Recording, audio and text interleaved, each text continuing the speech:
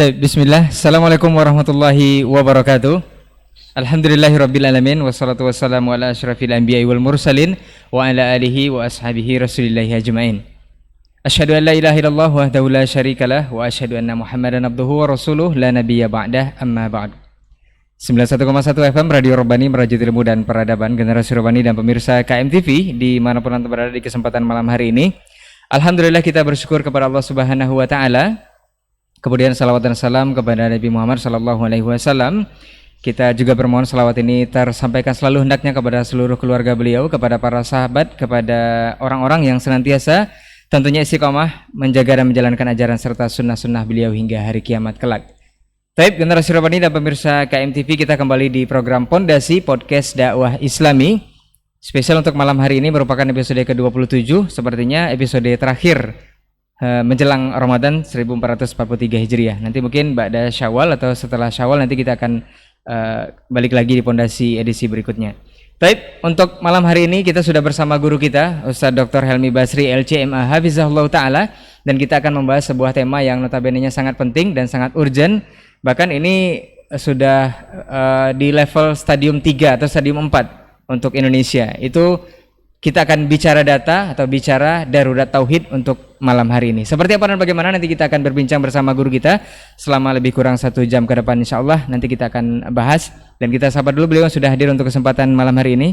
Assalamualaikum Ustaz. Waalaikumsalam warahmatullahi wabarakatuh. Ustaz, alhamdulillah, mudah-mudahan sehat dalam ini Ustaz ya. Alhamdulillah, barakallahu. Baik Ustaz, kita akan berbicara satu tema yang sepertinya ini memang harus diulang-ulang terus Ustaz ya, perkara ini, yaitu bicara data atau bicara darurat tauhid Ustaz. Dan kita tahu negara kita Indonesia ini adalah mayoritas dihuni atau banyaki oleh kaum muslimin ataupun orang Islam.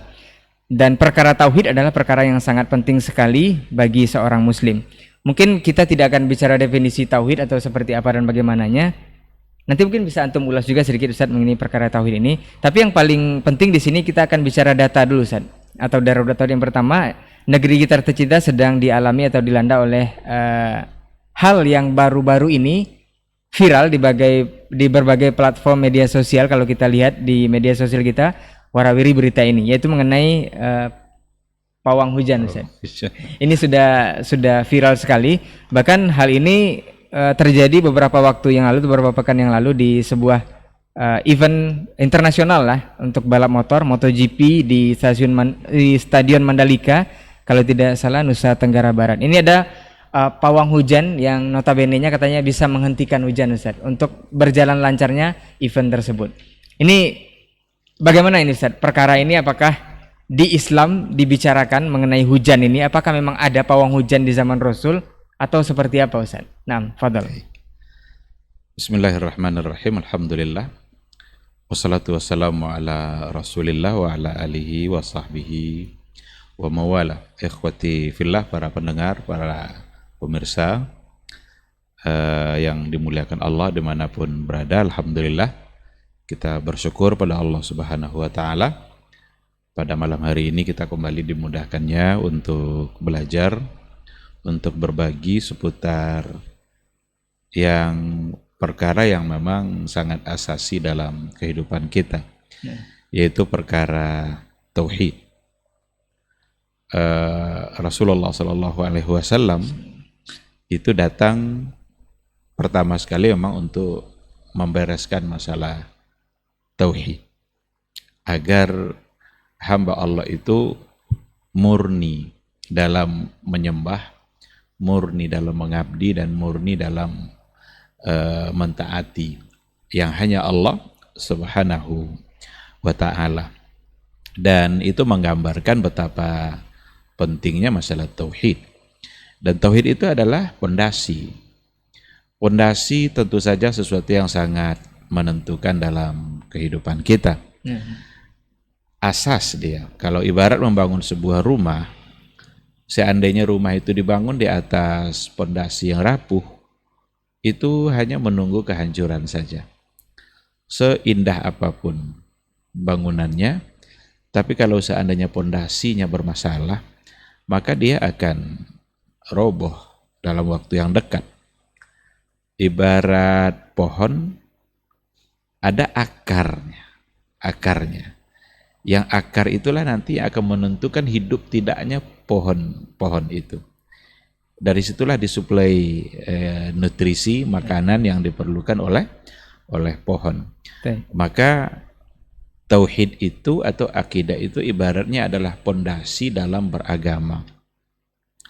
Dan di atas akidah itulah yang akan dibangun apapun yang kita lakukan dalam kehidupan kita ini. Karena semua yang kita lakukan dalam kehidupan kita ini ya itu bagian dari keberagamaan kita, bagian dari penghambaan kita kepada Allah Subhanahu wa taala.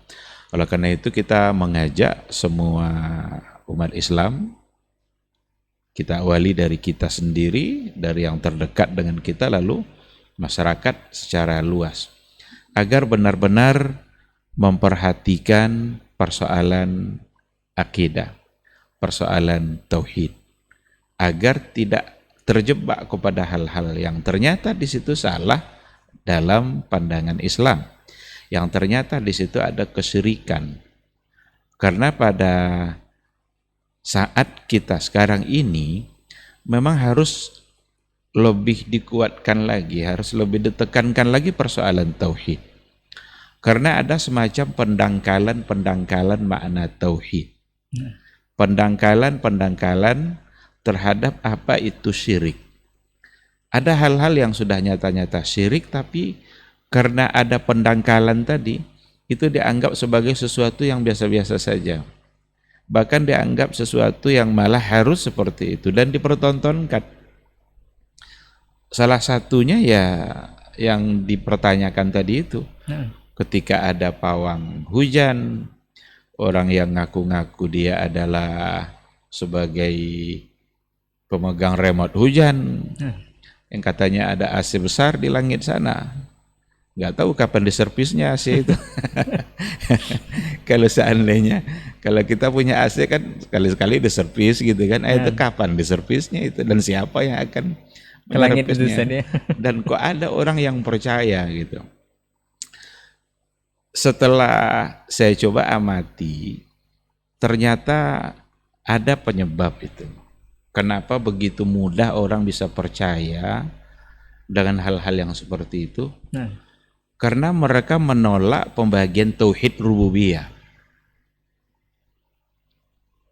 Ketika ditolak pembagian tauhid itu ada yang uluhiyah, ada yang rububiyah, ada yang asma wa sifat. Ditolak itu. Karena ketika ada kajian-kajian tauhid yang disampaikan oleh para ustaz, oleh para ikhwah, yang alhamdulillah yang merujuk kepada referensi-referensi yang muktabar dalam persoalan akidah. Lalu ketika disampaikan bahwa tauhid itu ada yang uluhiyah, ada yang rububiyah, ada yang asma wa sifat, itu ditolak itu. Bahkan ada pula yang ingin menyamakan ini dengan trinitas. Luar biasa ini penolakan ini. Padahal kalau kita kumpulkan semua ayat-ayat tauhid, maka akan kembali kepada 3 jenis tauhid itu. Nah, barangkali untuk uluhiyah itu orang tidak lagi mempersoalkan ibadah gitu kan, puasa, nanti datang Ramadan sama-sama mengerjakan ibadah puasa, kita kerjakan atas nama Allah Subhanahu wa taala. Itu kan persoalan uluhiyah kita, tauhidul ibadahnya. Bagaimana kita mengesahkan Allah dalam ibadah kita. Yang itu kadang-kadang juga ada yang terjebak kepada hal-hal yang salah. Karena ada ibadah-ibadah yang seharusnya hanya kepada Allah, tapi justru kepada yang lain. Nah, tetapi dalam persoalan rububiyah, bagaimana kita benar-benar meyakini bahwa apapun yang terjadi dalam kehidupan kita ini, itu semata-mata adalah atas kehendak dan izin Allah Subhanahu wa ta'ala. Termasuk dalam persoalan hujan. Bagaimana hanya Allah yang ya'lamul ghaith. Hanya Allah yang tahu itu. Hujan itu kapan dia turun, kapan berhentinya, berapa tetes hujan akan turun, bagian mana saja nanti hujan itu akan turun. Itu hanya Allah yang tahu. Kalaupun ada sekarang kemajuan-kemajuan semacam sains dan teknologi, Ada ilmu geofisika, meteorologi yang mencoba untuk bisa memperkirakan. Tapi tetap saja itu perakiraan. Umpamanya diperkirakan Pekanbaru hujan ringan. Itu hanya semacam perkiraan. Tidak ada yang bisa memberikan kepastian. Tapi kalau ilmunya Allah, itu ilmu yang di situ ada kepastian. Nah, dikarenakan oleh persoalan rububiyah ini, pembagian tauhid tadi ditolak, beginilah jadinya. Sehingga hujan itu ada orang yang mengaku dia bisa menahan, ada pawang hujan yang bisa mengatur kapan turun, kapan tidak turun. Dan ternyata Allah buktikan sendiri. Allah buktikan sendiri kekuasaan dia. Pada saat pawang hujan itu mengetok-ngetok piring atau cangkir emasnya itu, tak tak tak tak, justru pada saat itu hujan turun. Mungkin Allah itu, ya bukan mungkin ya, Allah ingin mengajak kita semua berpikir bahwa yang pawang tadi itu nggak bisa berbuat apa-apa. Dia nggak bisa menentukan apa-apa. Buktinya dia ingin menahan, tapi yang terjadi justru turun. Nah, oleh karena itu, mari kita kembali kepada tauhid rububiyah. Pada masa jahiliyah, justru rububiyah itu yang mereka yakini. Uluhiyah malah yang mereka tidak mau. Kalau hari ini malah rububiyah itu juga sudah menjadi hal yang tertolak gitu. Jadi oleh karena itu, ikhwati fillah, para pendengar, para pemirsa, dimanapun berada, kembalilah kepada jalan yang benar. Akidah itu, tauhid itu, keesaan Allah yang harus kita yakini, itu memang ada pada 3 hal. Ada pada uluhiyah, ada pada rububiyah, ada pada asma wa sifat. Persoalan hujan itu masalah rububiyah. Allah Subhanahu wa taala yang menentukan. Pada masa Nabi bisa berdoa, tapi dia berdoa kepada Allah. Sahabat ketika minta hujan itu diturunkan, dia meminta kepada Nabi agar Nabi berdoa. Jadi bukan nabinya yang ngaku-ngaku dia mengatur hujan. Sekarang enggak, agar hujan itu tidak diturunkan, datang ke pawangnya. Agar pawang ini menahan remote-nya tadi agar tidak turun hujan. Disinilah kesyirikan itu. Berarti orang-orang hari ini, atau setidaknya mereka yang percaya kepada pawang hujan seperti itu, mereka telah menyerahkan sesuatu yang sebenarnya hanya Allah yang bisa melakukannya, tapi dia serahkan kepada seorang pawang yang ternyata dia tidak bisa berbuat apa-apa. Jadi ini boleh didefinisikan tauhidnya darurat berarti Ustaz ya? Sangat darurat sekali untuk dibereskan. Sangat darurat sekali untuk diperbaiki. Diadakan dikaji ulang apa yang kita pahami selama ini. Mungkin mereka sholat juga, mungkin mereka puasa juga, tapi sholat puasa itu hubungannya sama uluhiyah kita. Bagaimana? Tauhidul ibadah. Kita esakan Allah dalam ibadah kita. Kita tauhidkan Allah dalam semua amal-amal kita. Tapi jangan lupa ada sisi rububiyah yang memang harus semata-mata kita serahkan kepada Allah Subhanahu wa taala. Yang salah satunya adalah persoalan rezeki, dan hujan adalah bagian dari rezeki yang diberikan oleh Allah. Maka pada masa Rasul ada meminta untuk turun hujan, tetapi Nabi tidak mengajarkan untuk meminta tahan hujan. Karena hujan itu adalah rahmat Allah Subhanahu wa taala. Ketika Allah lama tak turunkan hujan, mungkin kita akan tersiksa. Maka tidak mesti kita minta tahan. Dan ketika sahabat dulu sudah kebanjiran karena hujan sudah terlalu banyak, diminta kepada Nabi untuk mendoakan agar hujan tidak turun. Nabi tidak mendoakan agar tidak turun. Tetapi yang didoakan Nabi adalah Allahumma hawalaina wala alaina. Ya Allah, kami sudah cukup, tapi pindahkan hujan itu ke tempat yang lain, agar yang lain juga merasakan nikmat dan rahmat yang ada pada ketika hujan itu diturunkan oleh Allah Subhanahu wa taala. Oleh karena itu, menahan hujan berarti menahan turunnya rahmat dari Allah Subhanahu wa taala. Nah, menarik Ustaz. Bahkan info terakhir, mohon izin Ustaz, mohon info terakhir dari perkara data yang pertama ini mengenai pawang hujan ini Ustaz. Bahkan Badan Meteorologi dan Geofisika itu membuat sebuah status kalau para pawang hujan ini membaca atau bekerja dengan gelombang meta Ustaz. Ini berarti sudah secara tidak langsung mengajarkan kepada masyarakat bahwa klinik itu masuk dari bagian pendidikan itu Ustaz. Jadi tidak perlu lagi belajar meteorologi dan geofisika ini. Itulah darurat ya. Nah. Di sinilah letak semakin kita mengatakan bahwa persoalan tauhid memang masalah yang sudah sangat sangat parah dalam Stadium 4 lebih dalam kehidupan umat manusia hari ini. Nah. Lalu apa hubungannya cangkir yang dipukul-pukul tadi itu? Apa hubungannya dengan turun atau tidak turunnya hujan? Oh, katanya di sana banyak teman-temannya yang bisa. Siapa teman-temannya? Ini kan pengakuan-pengakuan untuk hal-hal yang gaib yang perlu dipertanyakan dan harus diingkari memang, karena masalah yang gaib itu hanya Allah yang tahu. Biasa saja orang mengatakan, kamu kan tidak punya ilmu tentang itu. Ya memang tidak punya ilmu, karena memang kita tidak diminta untuk mempelajari hal-hal yang seperti itu. Justru yang mengaku-ngaku tahu ilmu itu yang harus dipertanyakan gitu. Entah nanti mereka mempelajari apa gitu. Kalau ilmu meteorologi, geofisika barangkali ada logisnya. Dia mencoba untuk melihat lalu menyimpulkan.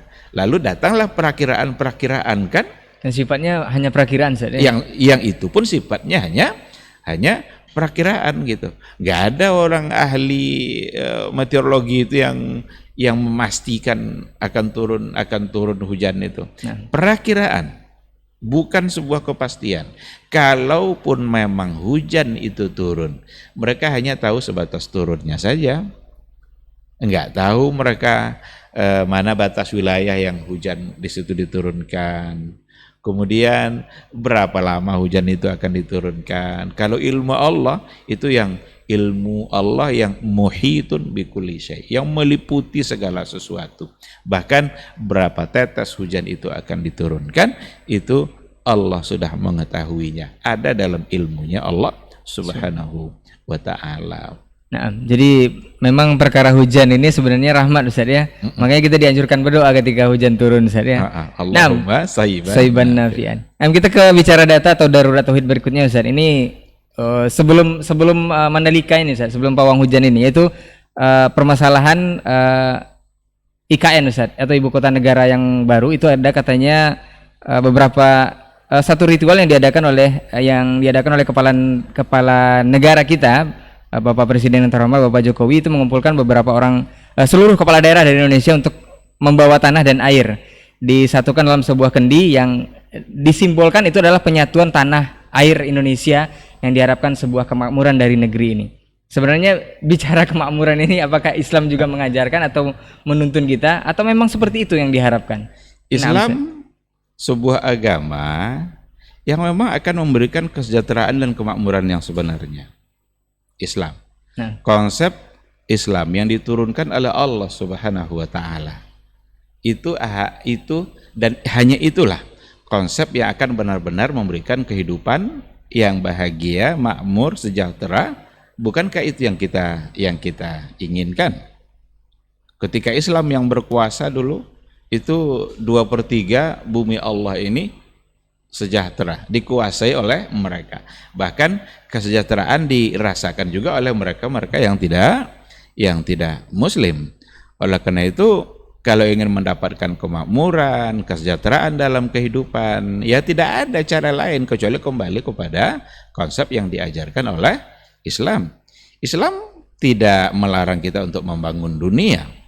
Islam tidak melarang kita untuk mencari kebutuhan dunia kita. Carilah kebutuhan dunia kita itu. Aturlah dunia itu secara baik, asalkan memang aturlah sesuai dengan apa yang diinginkan oleh Allah dan oleh Rasulullah Sallallahu Alaihi Wasallam. Islam juga sebagai agama yang menjaga kebersamaan dalam komunitas hidup bermasyarakat. Tengok saja ketika Nabi sampai di kota Madinah, Di situ ada Yahudi, di situ ada Nasrani, ada berbagai macam kabilah, Aus dan Khazraj, ada yang sudah Muslim tentu saja. Tapi ketika Nabi sudah sampai di sana, Nabi sebagai seorang pemimpin kota Madinah ketika itu mampu membuat suasana kebersamaan yang ada di kota Madinah. Dan itu tidak bisa dipungkiri oleh orang-orang Yahudi, orang-orang Nasrani. Bagaimana hak-hak mereka dijaga oleh Rasulullah Shallallahu Alaihi Wasallam. Bahkan jangan coba-coba menyakiti orang-orang yang ahlul zimmi. Ahlul zimma itu orang-orang yang dia tidak beragama Islam, tapi mereka siap untuk hidup bersama-sama. Meskipun mereka tetap dalam agamanya gitu. Nah, maka cari cara, kembalikan cara yang kita lakukan itu kepada apa yang memang sudah diajar oleh Rasulullah Shallallahu Alaihi Wasallam. Kita tidak mesti terjebak kepada seremonial yang barangkali hampa makna gitu. Adapun yang terjadi dalam ritual-ritual itu ya, kalau memang hanya sekedar untuk sebagai simbol kebersamaan, dimintalah kepala-kepala daerah untuk membawa tanah dan air, itu lambang dari kemakmuran dan kebersamaan atau kesejahteraan sebagai simbol, oke. Tapi jangan sampai ada di situ nanti keyakinan-keyakinan yang justru menjauhkan kita dari kemakmuran itu sendiri, karena kemakmuran itu datangnya dari Allah. Jangan sampai ada kesyirikan di situ, karena ada pula ambillah itu tanah-tanah yang sakral di wilayah masing-masing. Tanah yang sakral itu seperti apa? Apanya yang sakral? Kita khawatir. Apa kriterianya gitu? Apa kriteria tanah itu disebut sakral? Apa kriteria air itu disebut sakral? Jangan-jangan sakral di sini sudah masuk pula dalam kategori hal-hal yang di dalamnya ada unsur-unsur kesyirikan. Kalau seandainya tidak ada, oke, sekedar simbol. Tapi menurut saya secara pribadi, kan boleh kita berpendapat kan, sebagai rakyat Indonesia yang baik, boleh kita mengutarakan pendapat kita, dan pendapat itu dihargai oleh undang-undang. Tak mesti melakukan seremonial seperti itu. Bukan itu yang diinginkan kalau ingin sejahtera. Kalau benar-benar ingin memberikan kemakmuran dan kesejahteraan, berikanlah keadilan dalam kehidupan bangsa Indonesia ini. Jangan tunjukkan ketidakadilan. Apa contoh ketidakadilan itu? Kalau seandainya ada di antara ungkapan-ungkapan kebencian yang diucapkan oleh yang mereka sebagai ulama Islam atau dai-dai Islam, itu cepat kali ditangkap tuh. Tapi ketika ada pendeta yang menghina Al-Qur'an, atau ada mereka yang memang Islam juga, dia agamanya Islam juga, tapi dia justru menghina, entah menghina Nabi Muhammad, entah menghina Al-Qur'an, entah menghina Ka'bah dan lain sebagainya. Tapi yang mana-mana aja tuh. Dibawa pun semua tanahnya ditumpuk tanah di sana, tapi tidak diberikan keadilan. Tidak akan pernah mendapatkan makna kehidupan kesejahteraan yang sebenarnya. Jadi nggak usah kita sibuk dengan seremonial yang hampa makna. Buatlah sesuatu yang kaya makna, yang benar-benar memberikan arti kemakmuran dan kesejahteraan yang sebenarnya. Berikan keadilan itu, tegakkan hukum secara adil. Semua kita sama di mata hukum. Siapapun yang bersalah sama di mata hukum, berhak untuk ditindak. Berikan keadilan itu. Jangan tengokkan kesenjangan dalam penegakan hukum. Kalau benar-benar ingin memberikan kesejahteraan atau menjaga persatuan dan kesatuan. Ayo kita jaga persatuan dan kesatuan. Bukankah sila ketiga kita itu adalah persatuan? Dan Islam juga sebagai agama persatuan, agama yang melarang untuk menyakiti siapapun. Nggak boleh umat Islam itu menyakiti umat yang tidak Islam, tidak dibolehkan oleh Islam itu sendiri, kecuali pada jalan yang hak. Kalau sudah jalan yang hak, enggak, apa boleh buat. Berarti itu saatnya memang harus diberikan keadilan. Karena Islam memberikan keadilan. Kenapa dibolehkan atas jalan yang hak? Karena Islam ingin memberikan keadilan bagi semua. Kalau kita tengok kisah Ali bin Abi Thalib yang bersengketa baju besi dengan seorang Yahudi. Ali bin Abi Thalib sebagai khalifah. Yahudi orang yang mengklaim bahwa baju besi itu milik dia. Karena Ali bin Abi Thalib sebagai khalifah tak mampu mendatangkan bukti, Yahudi yang menang. Padahal khalifah. Padahal Ali adalah khalifah. Coba terapkan makna keadilan yang sebenarnya. Sehingga ini tidak lagi hanya sekedar menjadi catatan sejarah. Yang ada hari ini apa? Kalau pemimpin yang bersalah itu tumpul hukumnya. Tapi kalau rakyat biasa, tajam ke bawah. Azab yang di bawah ini kan tajam. Yang mencuri semangka itu bisa berbulan-bulan penjaranya. Yang sekian miliar, sekian triliun bebas disambut mewah dengan kayak tamu dan undangan apa gitu kan. Mari kita berpikir. Ini sebagai masukan. Kita sebagai rakyat biasa yang taat kepada hukum dan undang-undang yang ada di Indonesia, boleh kita untuk berpendapat, boleh kita untuk menyampaikan pandangan kita, dan ini pandangan kita. Kalau benar-benar ingin untuk memberikan kesejahteraan dalam kehidupan umat Indonesia ini, rakyat Indonesia ini, maka berikan keadilan dalam artian yang sesungguhnya. Enggak pun dikumpulkan tanah-tanah di Indonesia, tapi berikan sikap adil tadi, aman Indonesia. Jadi tidak pada seremonial, tapi berbuatlah pada sesuatu yang benar-benar memberikan arti bagi kehidupan. Turunkan harga dan lain sebagainya. Yang menjadi kebutuhan masyarakat, berikan kemampuan dan naikkan daya beli mereka agar mereka bisa memenuhi apa yang mereka butuhkan. Mereka tidak peduli itu tanah mana mau diambil, ambillah asal harga minyak agar solar bisa diraih, bisa cepat didapat gitu. Mau ambil semua tanah, ambillah asal kebutuhan pokok kami bisa terpenuhi. Masya Allah, barakallahu fikum Zan. Untuk bicara data kedua ini, itu poin kedua ini, kita takut terjebak kepada kesirikan kalau soal ritual tadi yang di KN Ustaz ya. Tapi kalau memang sekedar untuk simbolis ataupun mengharapkan kemakmuran, mungkin seperti yang Ustadz utarakan pendapat tadi, memang sah-sah saja bahwa sebuah kemakmuran yang diraih juga ternyata ada tuntunannya dari Rasulullah SAW.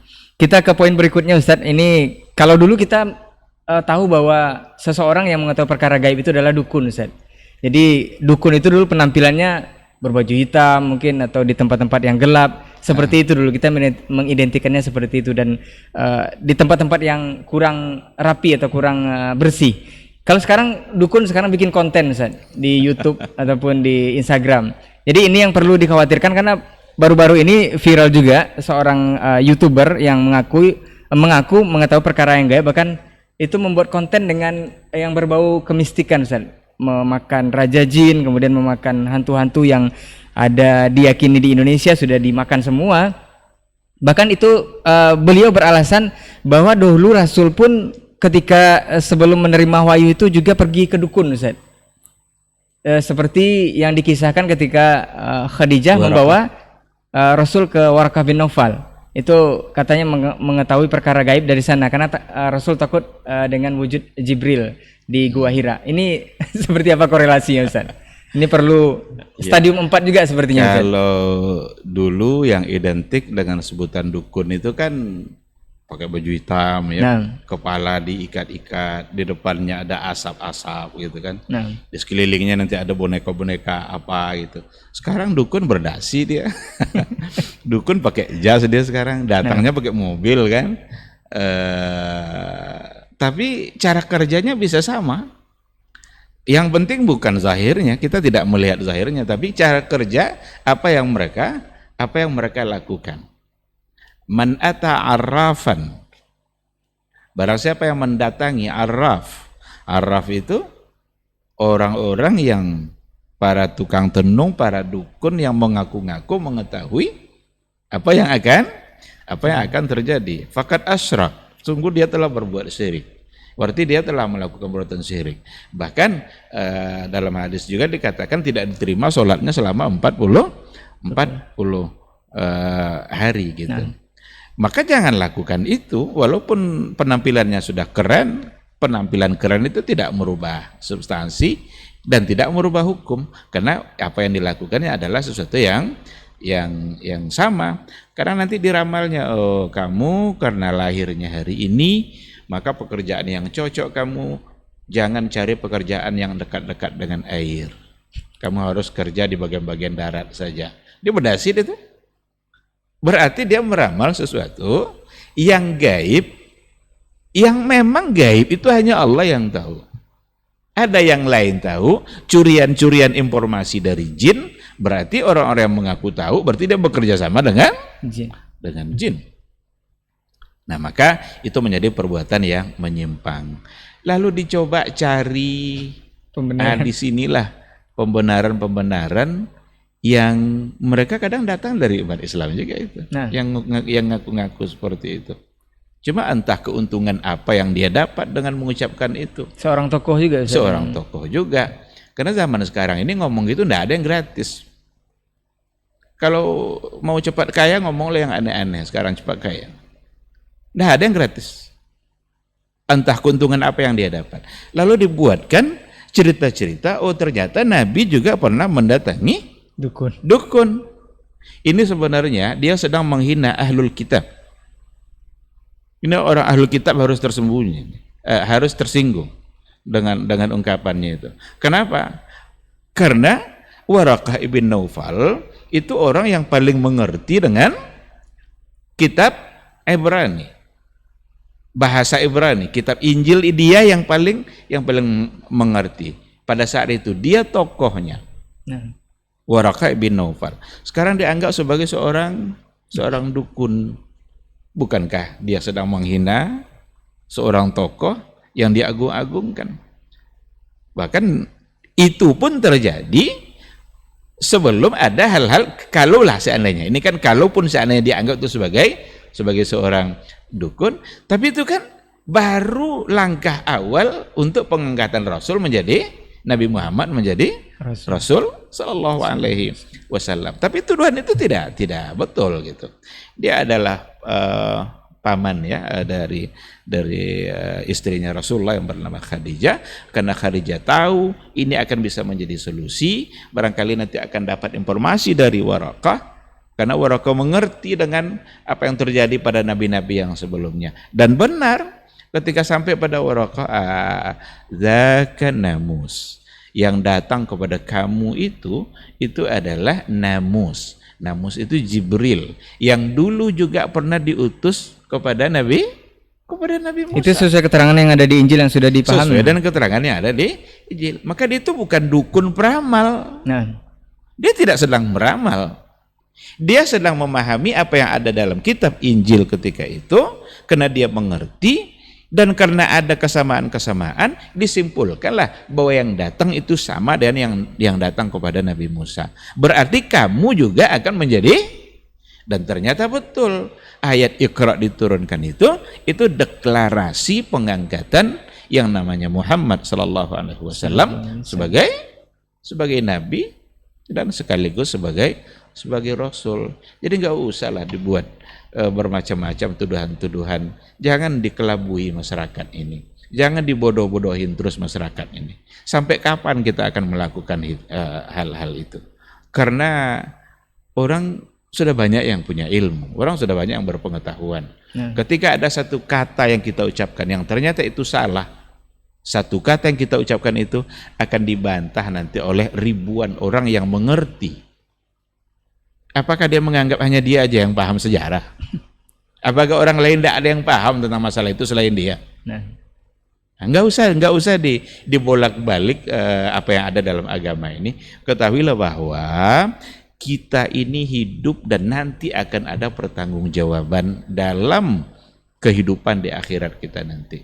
Wa ma yalfizu min qaulin illa ladaihi raqibun atid. Apapun lafaz yang pernah kita sampaikan, yang pernah kita ucapkan, ada yang mencatatnya. Raqibun atid. Yang baik dicatat, yang buruk dicatat. Tunggu saja nanti hari pembalasannya. Dunia yang kita dapat ini seberapa? Dapat pun kita dunia banyak, seberapa yang akan kita nikmati? Jangan-jangan dunia yang ada di tangan itu justru hanya menyulitkan kita di akhirat kelak. Oleh karena itulah Rasulullah Shallallahu Alaihi Wasallam menganjurkan kita untuk berpikir panjang melakukan sesuatu. Jika ternyata itu nanti akibatnya baik, lanjutkan. Iza aradta an taf'ala amran fatadabbar akibatahu. Pikirkan akibatnya. Kalau baik, lanjutkan. Tapi kalau ternyata tidak baik di sini artinya bisa dua. Tidak baik bagi kehidupan dunia kita dan tidak baik bagi kehidupan akhirat kita. Ini yang harus ada. Dan itu akan bisa terjaga insya Allah dari orang-orang yang tauhidnya betul. Dari orang-orang yang tauhidnya kuat, benar, kokoh. Tapi kalau tauhid sudah menjadi hal-hal yang disepelekan, diabaikan, bahkan menjadi bahan-bahan guyonan, maka muncullah orang-orang seperti itu. Ya.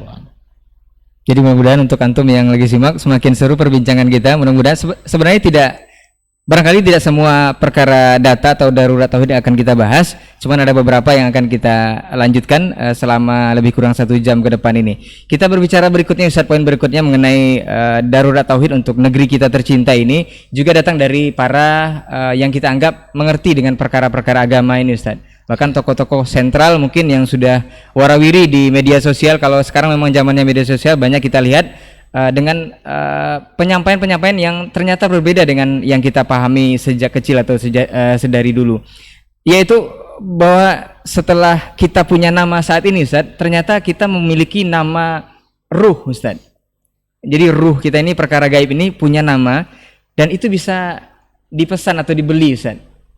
Jadi nama ruh, kalau ingin mempunyai nama ruh yang baik, ini menurut penyampaian salah seorang dai ini, itu harus bayar mahal, Ustaz. Jadi bisa nanti nama ruh yang baik ini akan bergabung dengan tentara nanti di akhir zaman akan memerangi Dajjal. Ini dipimpin oleh Imam Mahdi, Ustaz. Katanya seperti itu dari penuturan sang dai ini. Apakah ini memang benar adanya, Ustaz, atau ini termasuk bab yang mana, Ustaz? Bahkan ini sebelumnya belum kita kenal. Wallahu a'lam. Saya pernah mengisi kajian di satu tempat. Lalu ketika sesi pertanyaan ada satu yang melontarkan satu ungkapan yang sampai hari ini saya ingat. Apa kata beliau? Pak Ustadz, kita nikah kita hari ini nggak ada yang sah. Nah. Saya tanya, kenapa tidak ada yang sah? Karena kita nikah itu hanya menggunakan nama zahir, tetapi tidak menggunakan nama batin atau nama ruh. Lalu nama ruh kita apa? Saya tanya begitu. Nama ruh kita itu apa? Oh, itu tidak bisa diucapkan di sini, Pak Ustadz. Itu hanya bisa diucapkan di tempat kajian. Silakan Ustadz datang kalau mau. Saya langsung terpikir, berarti ada sesuatu pada orang ini. Berarti ada forum khususnya. Ada forum khusus sama guru dia. Harus bisa, dan itu hanya bisa pada guru dia. Itu sudah sekian tahun yang lalu itu. Kira-kira 2005 atau 2006. Sudah sangat lama sekali. Ternyata memang viral lagi nih, Ustaz. Sekarang muncul lagi. Nah. Maka yang dimunculkan sekarang itu bukan juga hal baru sebenarnya. Karena setelah kita baca represi-represi yang ada, ternyata itu keyakinan-keyakinan yang ada pada orang-orang sufi. Keyakinan-keyakinan yang ada pada orang-orang sufi, entah dari mana datangnya, entah apa alasan mereka. Ada mereka menyebutkan beberapa nama nanti. Kalau ketika dia baru saja jadi sebagai setetes air mani dalam rahim, itu namanya ruh nabati. Kalau nanti dia sudah ditiupkan ruhnya, berarti dia sudah berubah namanya menjadi ruh hayawani. Hayawani kan hidup kan, karena dia sudah hidup. Kalau tadi ruh nabati. Nanti ketika dia sudah lahir, ada lagi namanya. Ada namanya ruh robbani, ada namanya ruh rahmani. Macam-macam itu. Silahkan saja ditengok di referensi orang-orang atau mau ikut forumnya juga boleh. Orang-orang sufi. Ada juga yang mengatakan kalau seandainya kita adalah sebagai orang yang suka dermawan, orang yang suka memberi, memberi itu kan Karim, maka nama ruhnya adalah Abdul Karim. Sekarang buat apa kita sibuk dengan nama-nama ruh itu? Buat apa kita sibuk dengan nama-nama itu?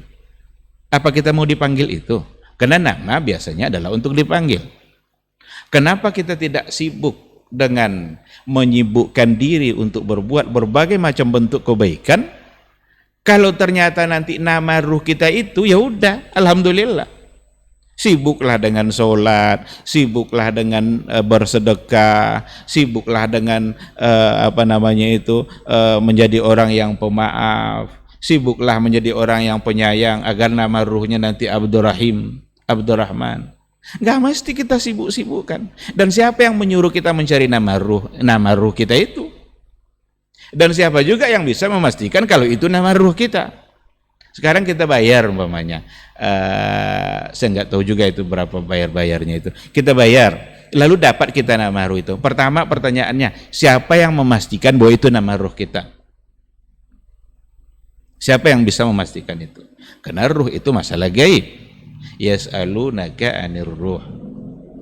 Ya kan? Ya. Qulir ruhu min amri rabbi. Dulu orang-orang dulu sudah bertanya tentang ruh itu. Tapi jawabannya ruh min amri rabbi. Ruh itu saya nggak bisa berikan penjelasan, kata Rasul, itu bukan urusan saya. Min amri rabbi. Ruh itu urusan Rabb saya. Berarti hanya Allah yang tahu. Kalau memang hanya Allah yang tahu, buat apa kita mengklaim-klaim hari ini kita tahu, atau ada guru kita yang tahu, atau ada wali kita yang tahu? Siapa yang bisa memberikan kepastian tentang pengetahuan seorang guru tadi tentang nama ruh itu? Ini lagi-lagi pembodohan. Dan ada yang mau. Bahkan kalau memang dia ingin tahu nama ruhnya, siap pula untuk membayar. Ada yang udah bayar, Ustaz? Ada yang udah bayar. Berarti udah dapat nama ruh dia. Sekarang kalau dapat nama ruh itu untuk apa coba? Mau ditulis di KTP? Nanti tulis ulang KTP-nya, ganti namanya dengan nama ruhnya. Jangan-jangan akan menjadi ria dengan anggap aja itu ada nama ruhnya. Jangan-jangan membuat dia tidak lagi menjadi taat karena dia sudah dapat nama. Oleh karena itu, dalam persoalan ini nggak usah mikir-mikirkan nama ruh itu. Nabi tidak pernah mengajarkan kita kok agar nyari-nyari nama ruh itu. Nabi sendiri apa nama ruhnya? Kalau seandainya memang nama ruh kita adalah nama dari kebaikan-kebaikan yang kita lakukan, berarti Nabi punya nama ruh untuk semua kebaikan. Karena Nabilah pelaku kebaikan yang terbanyak. Tidak ada hamba Allah selain Nabi yang sama, yang menyamai kebaikannya seperti Rasul. Berarti Rasul punya nama ruh yang begitu banyak. Abu Bakar, Umar akan punya nama ruh yang banyak. Karena kebaikannya Abu Bakar itu, kata Rasul, dia akan bisa masuk surga dari pintu mana saja dia mau masuk surga dari pintu sedekah, mau masuk surga dari pintu puasa. Jangan-jangan nama ruhnya Saim. Nama ruhnya Abu Bakar. Jadi kayak bermain-main agama ini jadinya. Agak bermain-main. Cuma memang ada pula kelompok-kelompok yang sengaja dia membuat hal-hal yang aneh-aneh itu, hal-hal yang berbeda dari yang lain, lalu kemudian itu yang dikembangkan sebagai sebuah ciri yang akan membuat itu dia menjadi tertarik yang berbeda dari yang lain atau yang tidak dimiliki oleh yang lain. Agama menyuruh kita untuk taat sepenuhnya kepada yang diatur oleh Allah tanpa kita mencoba mencari titik-titik bahwa saya beda, saya harus ada di sini. Meskipun yang lain tidak ada, tapi saya harus ada di sini. Enggak. Yang penting adalah ini apa dasarnya. Ketika kita bergerak untuk sesuatu, mendapatkan sesuatu, apa dasarnya? Siapa yang menyuruh kita untuk berbuat seperti itu? Jangan tertipu dan guru-guru yang tidak punya alasan-alasan yang jelas di dalam menyampaikan perkara-perkara agama. Baik, Masya Allah. Kenapa penting ini kita bahas? Seperti kata Ustaz tadi, memang kalau kita bahas secara rinci memang seperti bermain-main dan seperti memperolokkan, Ustaz ya. Tapi memang ini adalah perkara yang darurat untuk Indonesia, khususnya negeri kita tercinta, di mana banyak kita yang ternyata juga mempercayai atau meyakini hal yang disampaikan oleh dai-dai yang ada di media sosial tersebut. Kita ke poin berikutnya, Ustaz. Ini sebenarnya udah dari dulu poin yang ini, Ustaz.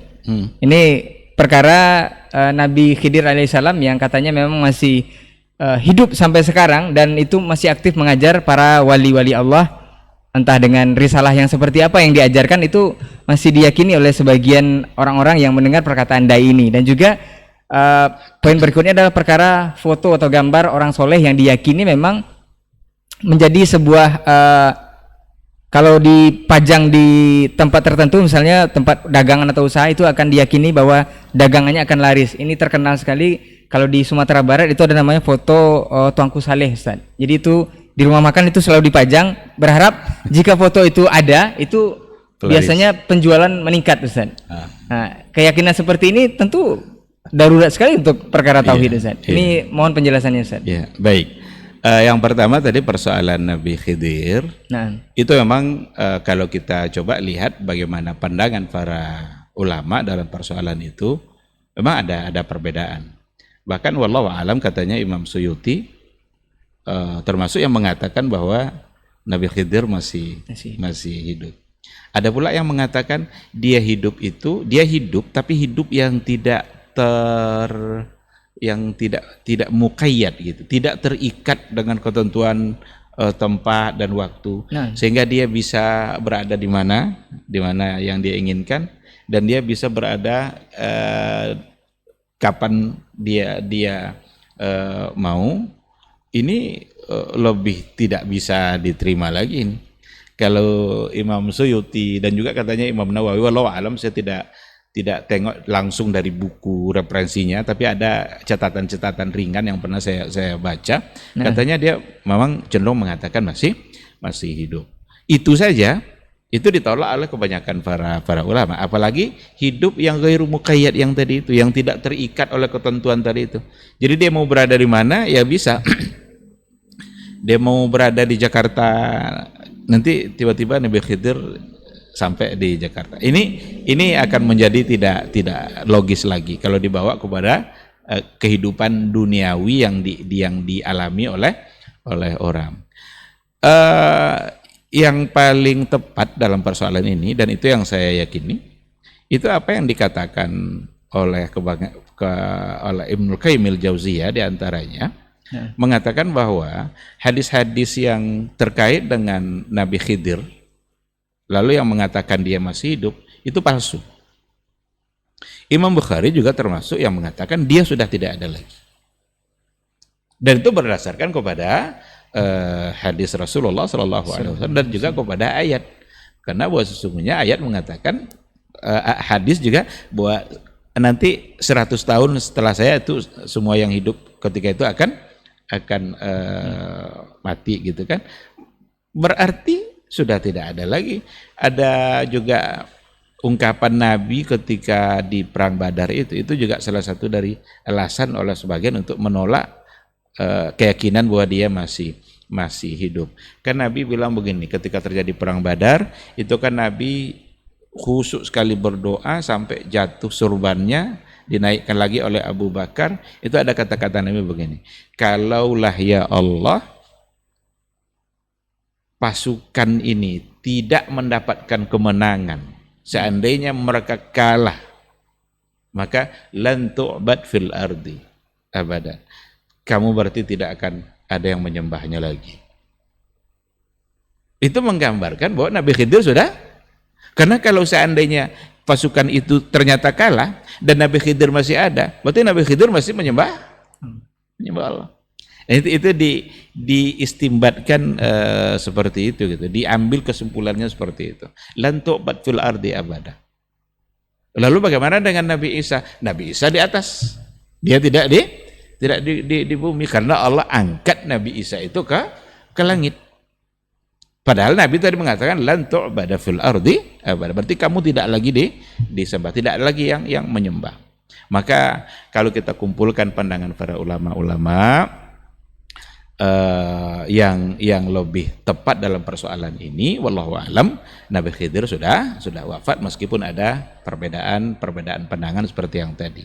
Bahkan ada sebuah riwayat yang mengatakan ketika Nabi duduk di masjidnya, tiba-tiba ia mendengar ada suara di belakang, ternyata itu adalah Nabi Khidir.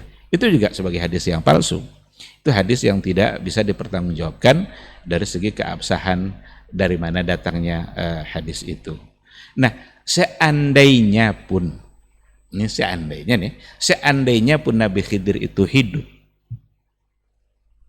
apakah kita akan mengikuti syariat dia? Enggak. Nabi Khidir itu wajib ikut syariat Nabi Muhammad jika masih hidup. Dan itu untuk Nabi Musa, Nabi Muhammad kan pernah mengatakan seperti itu. Seandainya Musa hidup hari ini, dia akan mengikuti syariatku. Kan Umar bin Khattab itu pernah membawa Taurat di hadapan Nabi kan, disembunyi-sembunyikan, malu-malu Umar tadi karena dia membawa Taurat. Nabi nanya, apa itu Umar? Ternyata itu adalah Taurat. Tidak boleh sama Nabi kan? Karena ketika Quran ada, ketika Quran diturunkan, maka Quran itu nasikhun lima qabla, menasakh apa yang ada pada sebelumnya. Maka seandainya pun hidup, dia wajib mengikuti syariat Rasulullah Sallallahu Alaihi Wasallam. Maka kalau ada orang ngaku-ngaku dia berguru kepada Nabi Khidir, emang yang diajarkan Nabi Khidir apa? Adakah sesuatu yang berbeda dengan yang diajarkan Nabi Muhammad Sallallahu Alaihi Wasallam? Kalau berbeda, berarti wajib ditolak. Karena dia wajib mengikuti syariat Nabi Muhammad Sallallahu Alaihi Wasallam. Nah, jadi hidup ataupun tidak hidup, ternyata nggak ada juga fungsinya. Ada orang ngaku-ngaku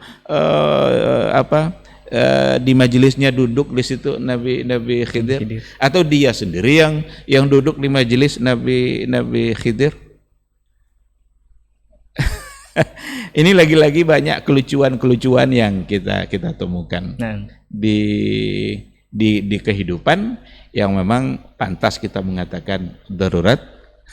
Keadaan kondisi di mana sudah semakin parah tauhid yang memang harus diluruskan. Nah, jadi sekali lagi pendapat yang kuat itu adalah dia sudah tidak ada, tapi seandainya pun dia masih hidup, maka dia tak mungkin mendatangkan syariat yang baru. Karena dia pun antara dia dengan Nabi Musa, tetap Nabi Musa yang lebih afdal. Karena Nabi Musa adalah nabi dan rasul, sedangkan Khidir adalah nabi. Bahkan Abu Bakar, Umar bisa lebih afdal dari Nabi Khidir. Karena Abu Bakar adalah manusia terbaik setelah Rasulullah Sallallahu Alaihi Wasallam. Nah, maka nggak usah buat cerita, nggak usah buat cerita-cerita, dongeng-dongeng yang nanti itu menjadi sesuatu yang wah bagi diri dia untuk membuat dia menjadi berbeda nanti dari yang lain dan menjadi pangkal atau awal dari keikutsertaan orang pada atau keinginan orang untuk mengikuti apa yang dia katakan. Lagi-lagi takutlah kepada Allah. Ittaqillah ya akhi. Takutlah kepada Allah. Semua kita berada dalam genggaman Allah Subhanahu wa taala dan Allah bisa berbuat dalam kehidupan kita sesuai dengan yang Dia kehendaki. Nah, perkara foto sama orang soleh ini seperti apa? Terkait dengan persoalan foto orang-orang soleh yang ditempelkan, yang katanya itu adalah sebagai cara untuk melariskan dagangan, berarti dia sudah menyalahgunakan sesuatu untuk mendapatkan sesuatu yang memang itu hanya bisa dia dapatkan dari Allah Subhanahu wa ta'ala. Yang memberikan keuntungan dalam dagangan kita apakah foto itu? Seharusnya diberi pelajaran itu. Orang-orang yang sudah mengerti dengan makna tauhid yang sebenarnya, ketika dia nampak foto itu di gerobak satenya, pas dia mau beli, enggak usah jadi beli. Biarkan nanti yang tukang sate itu nanya, umpama tukang sate ini atau jual apa gitu. Kenapa nak jadi beli? Kenapa enggak jadi beli, Bang? Karena ada foto itu. Karena ada foto itu saya enggak beli. Kalau ada 10 orang yang mengatakan seperti itu, dia akan berpikir ulang. Jangan-jangan foto ini yang membuat saya menjadi tidak laris. Nah. Mari sama-sama kita kasih pelajaran. Kalau nampak seperti itu, jangan jadi beli. Kalau perlu sampaikan ke dia, oh saya enggak jadilah beli karena ada ini. Berarti ini bukan pelaris. Berarti ini adalah penghalang pelanggan. Nah.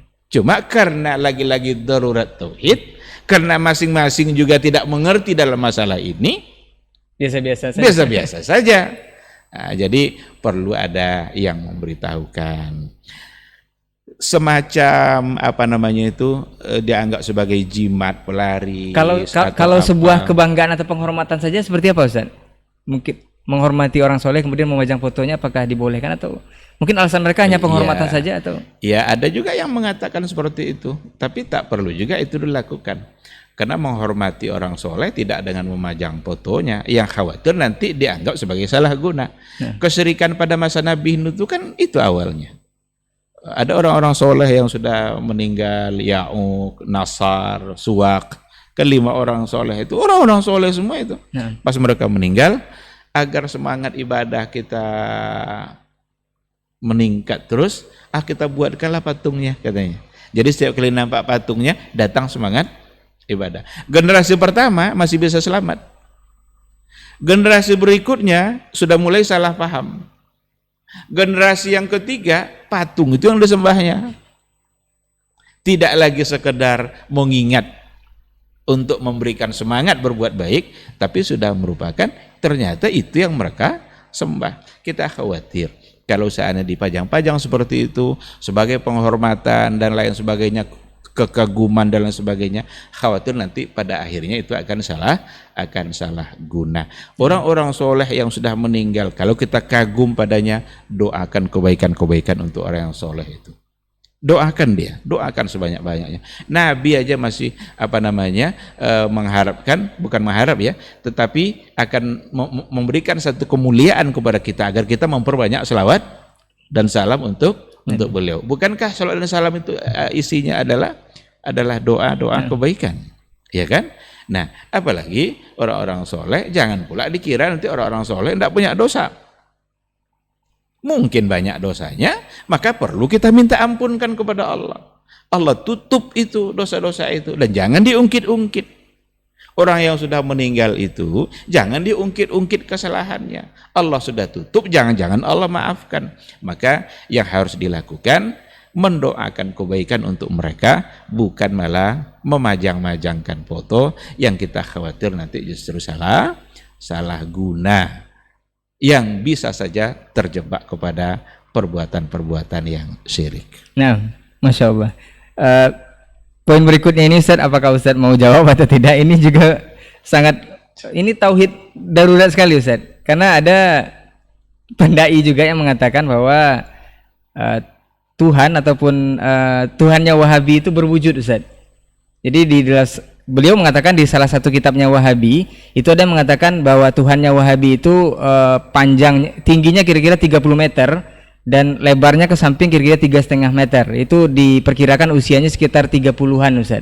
Jadi wujudnya adalah laki-laki. Jadi entah di kitab yang mana itu tidak disebutkan juga. Apakah ini perlu diluruskan juga? Karena ini kalau awam yang mengetahui ini juga bisa darurat tauhid. Ini seperti apa Ustaz? Ya.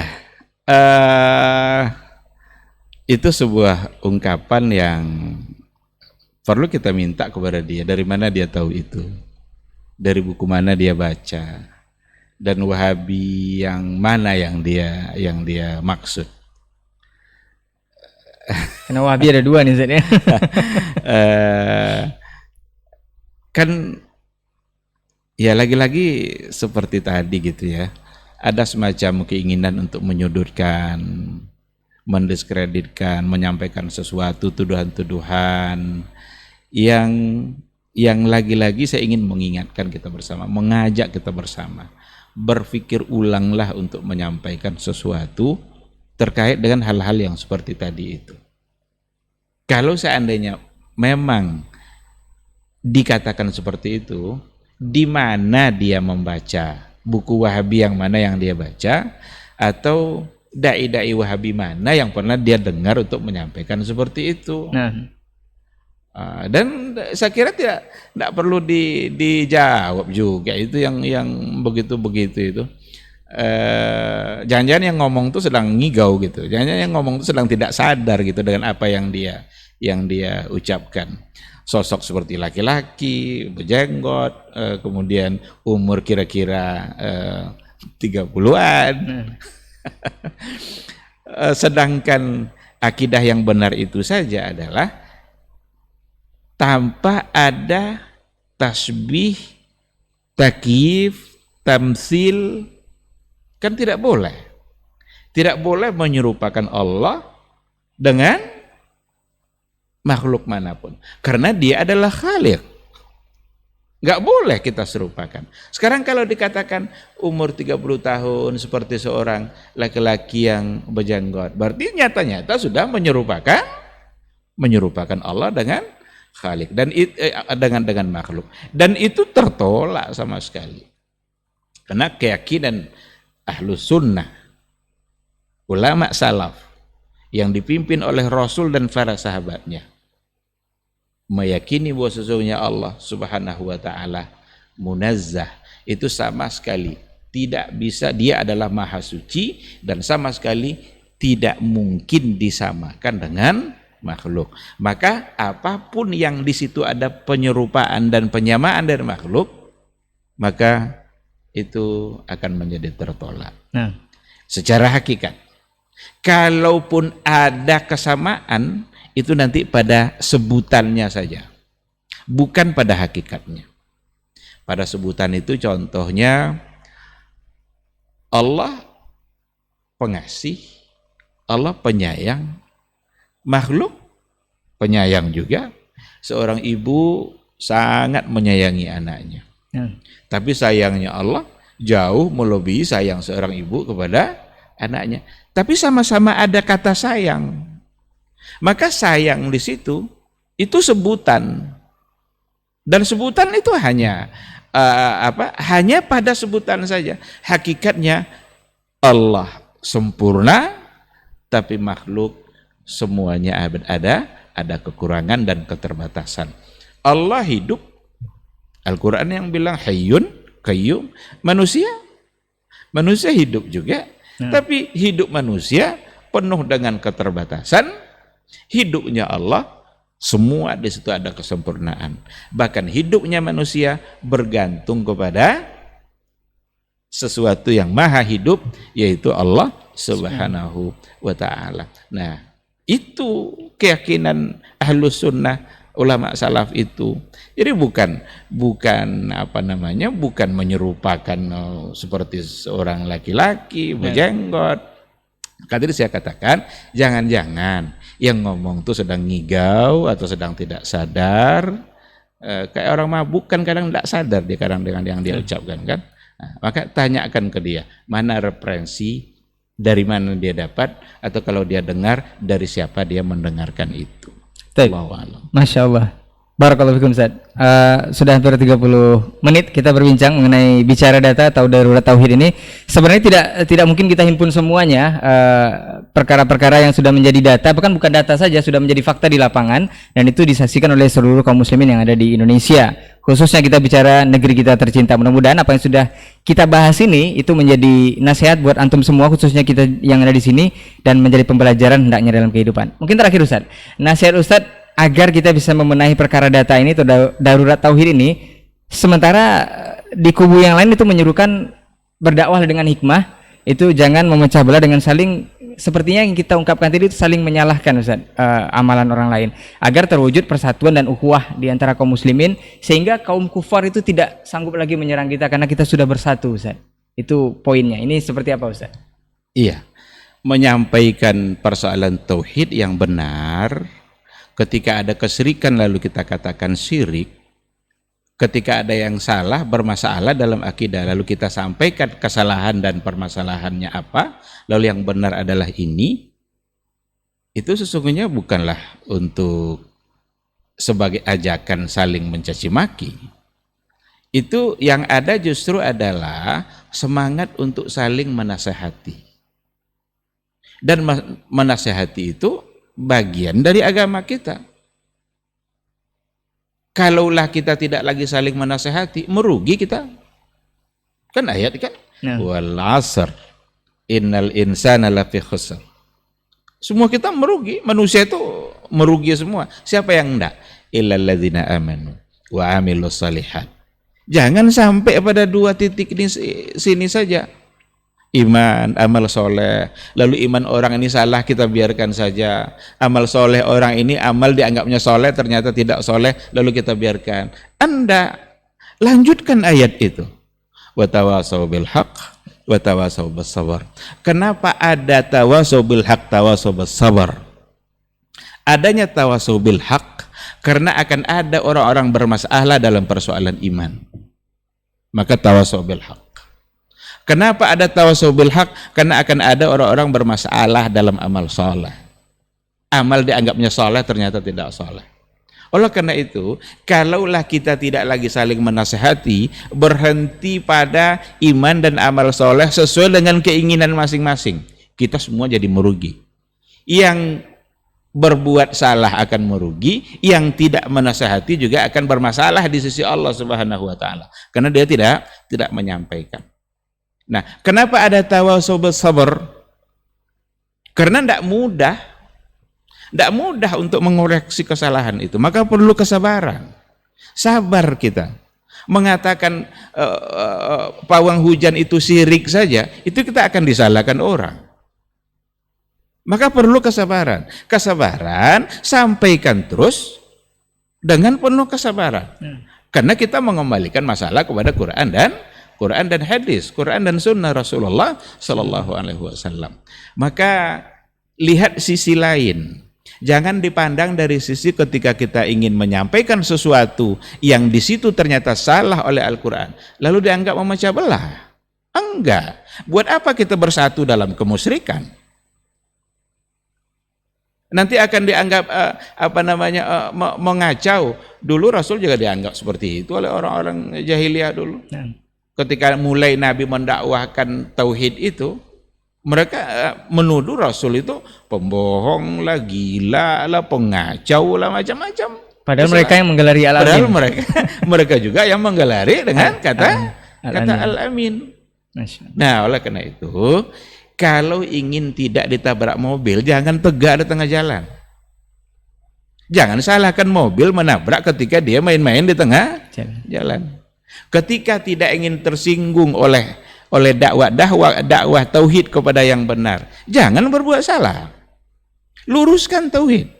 Jangan salahkan orang yang menyampaikan itu, karena dia yang merasa tersinggung. Oh, kerja kamu menyinggung orang saja. Siapa lagi yang kita singgung kalau bukan orang? Bukankah Quran itu hudan linnas, petunjuk bagi manusia? Berarti ketika kita berdakwah, yang kita singgung orang. Masa kambing yang mau kita singgung? Masa cicak yang mau kita singgung? Orang. Karena orang yang mukallaf. Bukankah hukum itu tata'allaq bi af'alil mukallafin? Hukum itu hanya berkaitan dengan orang-orang mukallaf. Maka setiap kali kita menyampaikan sesuatu, pandanglah dari sisi bahwa itu adalah nasihat yang dianjurkan oleh agama untuk saling menasehati. Dan nasihat pertama yang harus dilakukan itu adalah nasihat dalam persoalan tauhid, agar orang jauh dari perbuatan syirik, agar orang murni dalam tauhidnya, karena dengan tauhidlah kita akan bisa bangkit. Bersama-sama dalam tauhid yang benar, itu akan membuat kita menjadi bangkit. Bukan bersatu bersama-sama dalam kemusyrikan tanpa ada yang menasehatinya. Nah, kalau mau masyarakat baik, umat Islam menjadi baik, nggak usah dimulai dari ekonomi, nggak usah dimulai dari politik, nggak usah dimulai dari menguasai parlemen, tapi luruskan tauhid, benarkan tauhid. Karena dikuasai pun parlemen itu, tapi ketika tauhidnya tidak benar, maka dia akan menjadi orang yang tidak baik. Dulu koar-koar dia bilang jangan korupsi, Ternyata ketika dia duduk di sana lebih parah korupsinya daripada orang yang dulu dilarangnya. Kenapa? Tauhid. Yang bermasalah ada pada iman. Oleh karena itu, iman adalah pangkal segala-galanya. Luruskan dulu, benarkan dulu iman, kokohkan dulu iman. Setelah itu baru isi yang lain. Kalau iman sudah kuat, yang lain insya Allah akan mengikut. Dunia akan mengikutinya. Wallahu subhanahu wa ta'ala. Barakallahu fikum, jazakallahu khairan Ustaz untuk nasihat dan juga bincang-bincangnya kita mengenai bicara data atau perkara tauhid ini. Mudah-mudahan Indonesia tidak darurat tauhid lagi, dan kita berharap semua ini sebenarnya bentuk cinta kita kepada seluruh kaum muslimin ya Ustaz, mengulang-ulang perkara tauhid ini karena memang adalah pangkal sekali dalam agama atau keyakinan kita. Mudah-mudahan apa yang kita bahas ini bisa bermanfaat untuk kita semua, untuk antum yang menyimak juga, dan memasuki bulan Ramadan kita akan membersihkan tauhid kita, dan mudah-mudahan kita bisa menjadi insan yang bertakwa nantinya di akhir Ramadan insyaallah. Dan mudah-mudahan juga apa yang sudah kita bahas ini bisa kita implementasikan dan aplikasikan dalam kehidupan kepada seluruh keluarga kita juga. Jazakallahu khairan untuk perhatian antum semua. Afwan untuk semua salah kata dan khilaf bicara. Kita tutup dengan doa kafaratul majlis. Subhanakallahumma wa bihamdika asyhadu an la ilaha illa anta astaghfiruka wa atubu ilaik. Wassalamualaikum warahmatullahi wabarakatuh.